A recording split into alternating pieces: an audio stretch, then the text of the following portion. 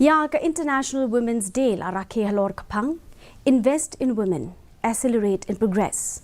La penlong ha Kylleng ki benta jong ke Jylla.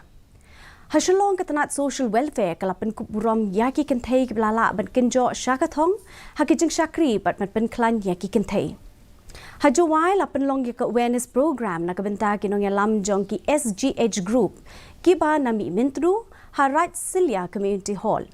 Kadi ke program ka long ban pensyai ha ki papun ki benta jong ki kentai. Kum ha ka kwat ka kia ki scheme bat ki jeng syakri na ke benta ki kentai.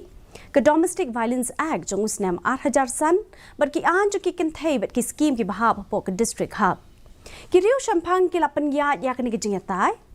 Ha better sing CNRD block ka bah Southwest Garo Hills. Bat lapan long ya kani ke program ka ba kongsan bat pen klan ki kentai ki babun ki liang. Ha chokpot CNRD block ke South Garo Hills, la penlong kini ke program bat pen klan ki kentai, ha ka imlang sa alang, bat ban wanra ka jingir dengkat lang.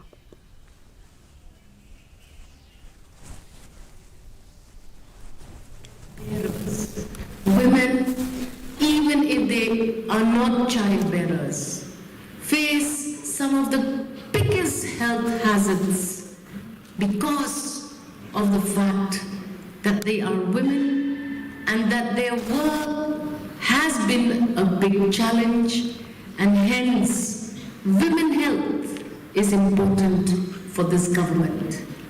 We are grateful that the Honourable Chief Minister and the Honourable Cabinet has deemed it fit that this department is headed by a woman.